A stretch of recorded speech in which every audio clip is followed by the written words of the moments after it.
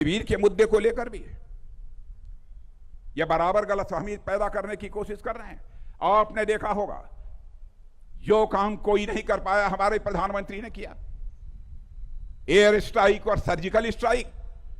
और बहनों भाइयों, एयर स्ट्राइक और सर्जिकल स्ट्राइक से हमने संदेश दे दिया कि हम केवल सीमा के इस पार नहीं मार सकते हैं, जरूरत पड़ी तो सीमा के उस पार भी जाकर मार सकते हैं।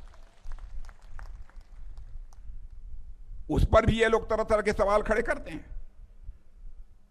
इनका एक ही मंत्र है, पहले जनता को लूटो, अपना घर भरो,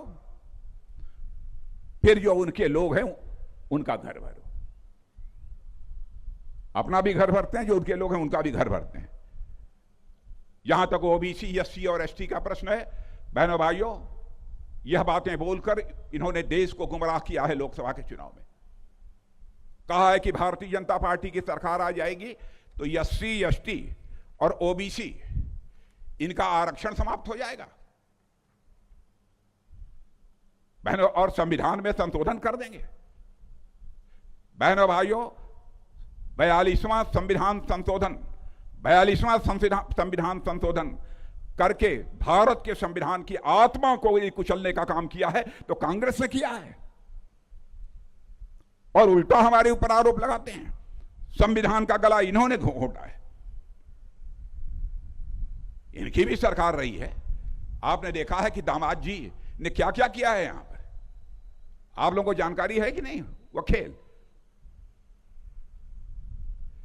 इसलिए मैं बहनों भाइयों आपसे अपील करने आया हूं, इनकी हरकतों से आप अच्छी तरह परिचित हैं। और एक आंकड़ा और मैं आपके सामने यहां पर रख देना चाहता हूं। कांग्रेस की सरकार 2004 से 2014 तक यहां पर रही है।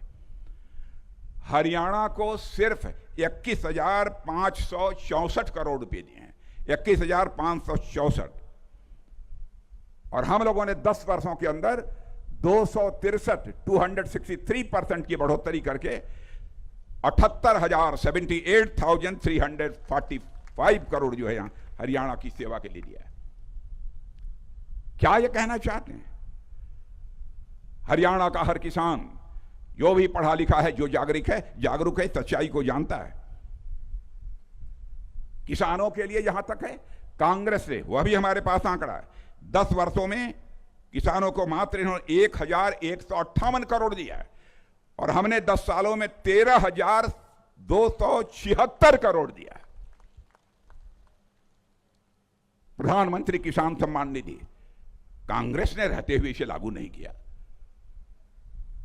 हमारी सरकार ने लागू किया। फिर भी अनाप शनाप बातें बोलकर जनता को यह गुमराह करते हैं। सेना के सवाल को लेकर बहनों भाइयों, दुनिया के किसी देश में विरोधी पार्टी का नेता भी कभी नहीं बोलता है। सेना का मनोबल नहीं टूटना चाहिए। कैसे सेना का मनोबल ऊंचा रहे, हौसला बुलंद रहे, यह हर भारत के नागरिक को कोशिश करनी चाहिए, और दुनिया के हर देश का नागरिक यह कोशिश करता है। यहां सेना को लेकर ही तरह तरह के सवाल खड़े करते हैं। भारत चाइना को लेकर क्या क्या कहा इन्होंने। आज आपने देखा, ठीक है हम लोगों की बात नहीं मानते थे, लेकिन आज तो आर्मी चीफ ने खुलकर बोल दिया, भारत कमजोर भारत नहीं है मेरे बहनों भाइयों, भारत अब दुनिया का ताकतवर देश बन चुका है। हमने यह साफ संदेश दे दिया है कि भारत के अंदर वह कुवत है कि भारत इस पार भी मार सकता है, जरूरत पड़ी तो उस पार भी मार सकता है। सेना को लेकर ऊल जुलूल इधर उधर की बातें करना, इसका क्या औचित्य है? आपको बहुत सारे मुद्दे हैं, गरीबी है, बेरोजगारी है, माताओं बहनों की समस्याएं हैं। इन समस्याओं को लेकर, इनका समाधान लेकर आप जनता के बीच जाइए, और आप उल्टे ही जनता को बराबर गुमराह करने की कोशिश करते हैं। इसलिए मैं आप लोगों से कहने आया हूं मेरे बहन भाइयों कि हम लोगों ने बिना खर्ची पर्ची के नौकरी भी दी है, आगे भी हम देंगे, ये आपको हम विश्वास दिलाना चाहते हैं। दलितों का जहां तक प्रश्न है, फिर अत्याचार शुरू होगा जहां इनकी सरकार आई। इसलिए हम सबको सजग रहने की जरूरत है। समाज के सभी वर्गों को हमको साथ लेकर चलने की जरूरत है। भारत को यदि हमको आगे ले जाना है, भारत माता का मस्तक दुनिया में ऊंचा बना रहे, यही हम लोगों की ख्वाहिश है। बहनों भाइयों, यह ख्वाहिश पूरी होनी चाहिए। हमारे सिख भाइयों के बारे में अमेरिका में जाकर अनाप शनाप बातें बोल रहे हैं। उन्हें कड़ा पहनने के बारे में भारत में सोचना पड़ता है। गुरुद्वारे में जाकर मस्तक टेकने के बारे में उन्हें सोचना पड़ता है। राहुल जी, मैं कहना चाहता हूं, देश को बांटने की कोशिश मत करो। भारतीय जनता पार्टी जानती है भारत की संस्कृति की, भारत के आन बान शान की रक्षा करने में जो हमारा सिख समाज का योगदान है, बहनों भाइयों, यह भारत कभी भुला नहीं सकता है। भाईचारे का संदेश कैसे दिया था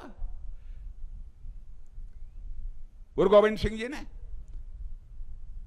महाराजा रणजीत सिंह ने लगाया था। यदि स्वर्ण मंदिर पर सोने का छत्र लगा था तो काशी विश्वनाथ मंदिर के ऊपर भी स्वर्ण छत्र लगाने का काम यदि किसी किया था तो उन्हीं महाराजा ने किया था। वही सिख थे। क्या सत्ता हासिल करने के लिए समाज को बांटना यह आवश्यक है? आप सब जागरूक लोग हैं, इसीलिए मैं आप सबसे अपील करना चाहता हूं कि बहनों भाइयों, आप सबका भरपूर समर्थन हमारे प्रत्याशी चौधरी बलवंत सिंह जी, इनको प्राप्त होना चाहिए। चौधरी बलवंत सिंह जब बोल रहे थे तो इनकी बातों को मैं बहुत गंभीरतापूर्वक सुन रहा था और नख से लेकर सिख तक इनको देख रहा था, ऊपर से लेकर नीचे। जितना मेरा राजनीतिक और सार्वजनिक जीवन का अनुभव है, मैं विश्वास के साथ कह सकता हूं हमारे चौधरी बलवंत सिंह जी काफी सहज, सरल और जनता के प्रति समर्पित भाव से काम करने वाले यह कार्यकर्ता हैं।